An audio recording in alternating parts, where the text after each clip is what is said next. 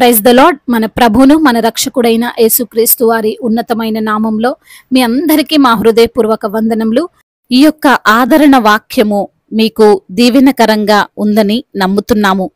కనీసము ఈ వాక్యమును ఒక 10 మందికైనా షేర్ చేయగలరని దేవుని పేరట మనవి చేసుకుంటున్నాము. ఈ రోజు దేవుని వాక్యము, దీనిని విడిచిపోవద్దు, ఇచ్చట నా పనికత్తెల యొద్ద నిలకడగా ఉండుము. రూతు గ్రంథము 2వ అధ్యాయము 8వ వచనము. Neither go from hence but abide here fast by my maidens. Ruth chapter 2 verse 8. ఈ రోజుకు గాను కృపగలిగిన దేవుడు మనకు అనుగ్రహించిన వాక్య భాగమును బట్టి ధ్యానించుకుందాము. ప్రభునందు ప్రియమైన సహోదరి సహోదరులారా, దేవుడు మనకు తెలియకుండానే మనల్ని ఆయన సరైన స్థలములో నిలవబెడతాడు. అయితే దానిని మనము గ్రహించాలి. గ్రహించకపోతే దేవుని ద్వారా వచ్చే ఆశీర్వాదములు వదులుకొని వెళ్ళిపోతాము, ఆశీర్వదింపబడము. ఈ రోజున మనుష్యులమైన మనకు తొందర ఎక్కువ కదండి. వెంటనే ప్రతిఫలము చూడకపోతే కావాల్సినవి మనము ఉన్న జాబ్లోనో, మనం చేస్తున్న పరిచర్యలోనో, వ్యాపారంలోనో, కుటుంబంలోనో మనకు దొరకకపోతే, పొందుకోలేకపోతే మనము డిసప్పాయింట్ అయ్యి దానిని వదిలేస్తాము. ఉపయోగము లేదు అని అనుకుంటాము. ఇది నాకు కరెక్ట్ కాదేమో అని ఫీల్ అవుతుంటాము. కానీ ఈ రోజున లేఖన భాగము మనల్ని ఒకసారి ఆలోచించుకోమంటుంది. ఎందుకు నీవు ఆ ఉద్యోగంలో ఉన్నావు? ఎందుకు నీవు ఆ వ్యాపారంలో ఉన్నావు? ఎందుకు నీవు ఆ కుటుంబంలోనికి వెళ్ళావు? ఎందుకని నీవు పరిచర్యకు పిలువబడ్డావు? దానికి కారణం ఖచ్చితంగా ఉంటుంది. దేవుడు ఒక చోట నిన్ను ఉంచాడు అంటే ఆయన ఏ కారణం లేకుండా అక్కడ ఉంచడు. ఆయన యొక్క ప్రణాళికలు వేరుగా ఉంటాయి. ఆయన ఆలోచనలు మనకు అర్థం కావు. అందుకే లేఖనముల ద్వారా దేవుడు మనకు తెలియజేస్తున్నాడు, నీ ఆలోచనలు నా ఆలోచనలు వేరు. ఆకాశము భూమి కంటే ఎంత ఉన్నతంగా ఉన్నదో, ఎంత ఎత్తుగా ఉన్నదో అంత ఉన్నతమైన ఆలోచనలు నావి అని ఈ వాక్య భాగములో బోయాజు అనే వ్యక్తి రూతుతో చెబుతున్నాడు, కుమారి నా మాట వినుము, వేరొక పొలములో వేరుకొనుటకు పోవద్దు, దీనిని విడిచిపోవద్దు, ఇచ్చట నా పనికత్తెల యొద్ద నిలకడగా ఉండుము. రూతు తన యొక్క సొంత దేశమైనటువంటి మోయాబు ప్రాంతమును విడిచి తన అత్తతో బెత్లెహేముకు వచ్చింది. రావడం అయితే వచ్చారు గాని వారికి సరైనటువంటి పని లేదు. నయోమి ఎలాగో వయసులో పెద్దది, ఆమె ఏ పని చేయలేదు. అయితే రూతు తాను తన యొక్క అత్త ఒక్క పూటైనా తినాలి అంటే ఏదో ఒక పని చేయాలి, ఎలాగో అలాగా ఆహారం సంపాదించాలని తనకు తెలియకుండానే బోయాజు పొలంలోనికి పరిగేరుకోవడానికి వెళ్ళింది. ఆమెకు తెలియదు బోయాజు బంధువు అవుతాడు అని. ఇలా రూతు పరిగ ఏరుకుంటుంటే బోయాజు ఒకరోజు చూసి ఆమెను గురించి ఆరా తీసి ఎవరు అని అడిగాడు. ఆమెను గురించి అక్కడున్న పనివారు చెబుతారు. ఇది విన్న బోయాజు ఈ మాటలు పలుకుతున్నాడు, నీవు దీనిని విడిచిపోవద్దు అని. ఎందుకండి ఈ మాటలు పలికి ఉండొచ్చు అంటే చాలా రకాల కారణాలు మనము ఆలోచన చేయవచ్చు. ఆ పొలములో పరిగా సరిగా దొరకదు అనుకున్నప్పుడు, ఆ పొలములో ఉన్న యవ్వనుల వలన ఇబ్బందులు ఎదురైనప్పుడు, త్రాగటానికి నీరు ఒకవేళ దొరకనప్పుడు బహుశా ఆమె హృదయము మార్చుకొని ఇంకో పొలంలోనికి వెళ్దాము, అక్కడైతే మంచిగా పరిగ దొరకొచ్చేమో అని అనుకుంటుంది. మనం కూడా అంతే కదండి. మనకు సెక్యూరిటీ లేనప్పుడు, మనకు ఆహారము వసతి కరువైనప్పుడు, మనకు కావలసినటువంటి జీతమో లేదా ప్రతిఫలమో పొందుకోలేకపోతున్నప్పుడు మన ఆలోచన విధానములో మార్పు వస్తుంది, నిర్ణయాలు మారిపోతుంటాయి.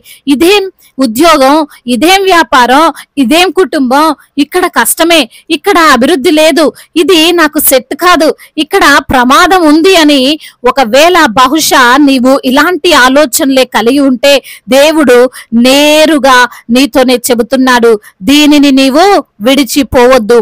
ఇప్పుడు ఏదైతే నీవు చూస్తున్నావో, చేస్తున్నావో, ఎక్కడైతే నీవు ఉంటున్నావో అక్కడ ఉండు, అందులోనే కొనసాగు, నిలకడగా ఉండు.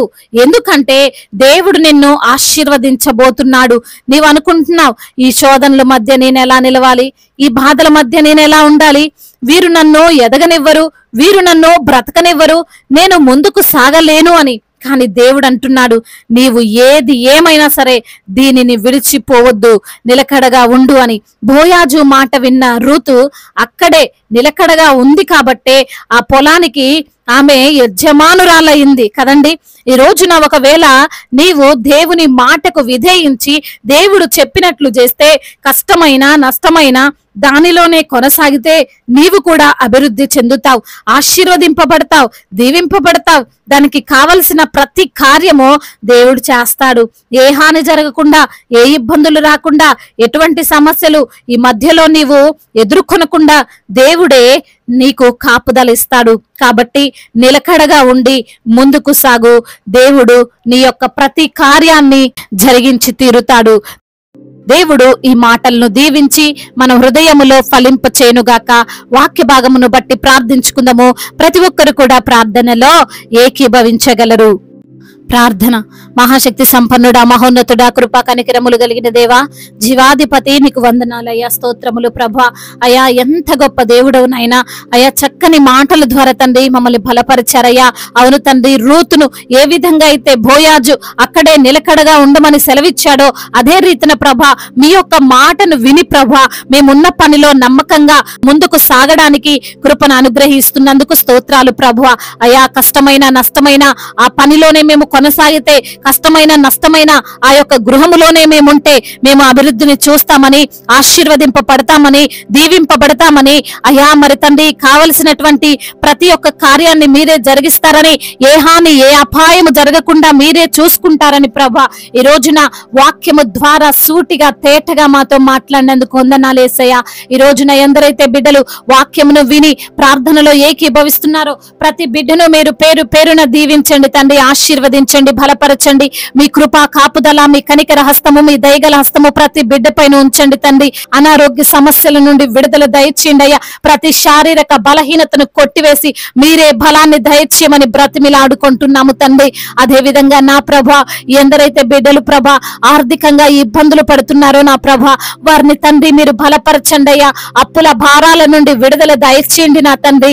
మీరే తండ్రి తలగా ఉంచుతాను గాని తోకగా ఉంచునన్న మీ వాగ్దానము వారి జీవితంలో మీరు నెరవేర్చమని బ్రతిమిలాడుకుంటున్నామయ్యా.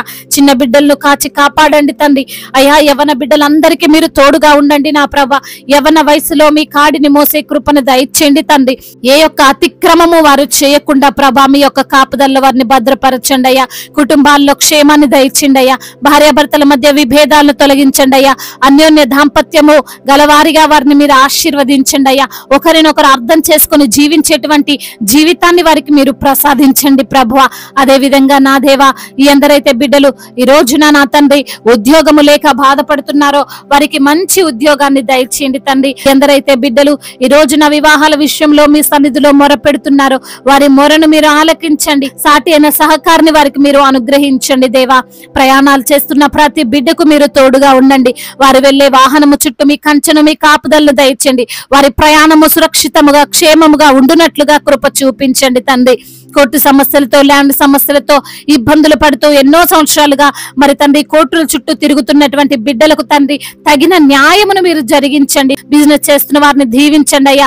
అయ్యా అదే విధంగా నా తండ్రి అయ్యా సొంత గృహము లేని బిడ్డలకు సొంత గృహాన్ని దయచేయండి. అదే విధంగా నా ప్రభువా అయ్యా ఎందరైతే బిడ్డలు ఈ రోజున తండ్రి రక్షణ లేక ఉన్నారో అయ్యా మారు మనస్సు లేక ఉన్నారో ప్రభా అయ్యా రక్షణ కార్యమును జరిగించమని వేడుకుంటున్నాము తండ్రి. అయ్యా మా భారతదేశాన్ని దీవించండి అయ్యా. సమాధాన దేశముగా, ప్రేమ కలిగిన దేశముగా, ఎటువంటి తారతమ్యాలు లేనటువంటి దేశముగా మా భారతదేశాన్ని నిలవబెట్టండి అయ్యా. అయ్యా అధికారులందరికీ మీరు తోడుగా ఉండండి. సమయోచితమైన జ్ఞానమును, వివేచనను, తెలివిని వారికి ప్రసాదించండి అయ్యా. దైవజనులందరికీ మీరు తోడుగా ఉండండి అయ్యా. మీ పరిచర్యను జరిగిస్తుండగా వచ్చే అడ్డంకులు ఆటంకాలు అన్నిటి నుంచి కూడా విడుదల దయచేయండి ప్రభువా. అయ్యా మీ యొక్క మెండైన దీవెనలు వారిపైన కుమ్మరించండి అయ్యా. వారి గర్భఫలాలను దీవించండి. వారి యొక్క పరిచర్యను విస్తరింపజేయండి తండ్రి. సువార్థికులను మీరు బలపరచండి అయ్యా. మిషనరీస్ ని కూడా మీరు దీవించి ఆశీర్వదించండి నా తండ్రి. అదే విధంగా నా ప్రభా వారికి కలిగే ఆ యొక్క శోధనలన్నిటి నుంచి కూడా విడుదల దయచేయమని వేడుకుంటున్నాం. ఇతర దేశాల్లో ఉంటున్న ప్రతి బిడ్డకు మీరు తోడై ఉండండి అయ్యా. వారిని మీరు బలపరచండి. ఒంటరిగా ఉంటుండగా మీ సన్నిధిని వారితో ఉంచండి తండ్రి. గర్భఫలము లేని బిడ్డలకు గర్భఫలాన్ని దయచేయండి. గర్భిణీ స్త్రీలను మీరు జ్ఞాపకం చేసుకొని తల్లి బిడ్డలకు క్షేమాన్ని దయచేయండి. ఇప్పుడే పుట్టిన చంటి బిడ్డలను కూడా మీరు జ్ఞాపకం చేసుకుని మంచి ఆరోగ్యమును వారికి అనుగ్రహించండి ప్రభా.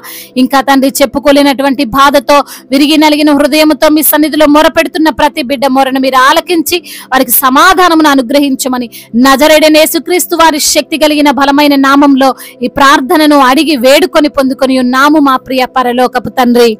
ఆమేన్. ఈ రోజు పెళ్లి రోజు మరియు పుట్టినరోజు జరుపుకున్న వారందరినీ దేవుడు దీవించి సకల మేలులతో సకల ఆశీర్వాదములతో కృపాక్షేమములతో శాంతి సమాధానముతో మెండైన దీవెనలతో దేవుడు మిమ్మల్ని నింపునుగాక. మీ యొక్క ప్రార్థన అవసరతలను మాకు తెలియజేయగలరు. మీ కొరకు మేము తప్పక ప్రార్థిస్తాము. మొదటిసారిగా మన యొక్క ఆదరణ వాక్యం చూస్తున్నట్లయితే తప్పకుండా సబ్స్క్రైబ్ చేసుకోగలరు. ఈ వాక్యం మీకు ఆశీర్వాదకరంగా ఉండినట్లయితే అనేకులకు కూడా ఈ వాక్యాన్ని పంపి మీరు కూడా దేవుని యొక్క రాజ్య సువార్తలో పాలిభాగస్తులు కావాలని దేవుని పేరిట మనవి చేసుకుంటున్నాను. May God bless you all. దేవుడు మిమ్మల్ని దీవించి బలపరిచి స్థిరపరచునుగాక.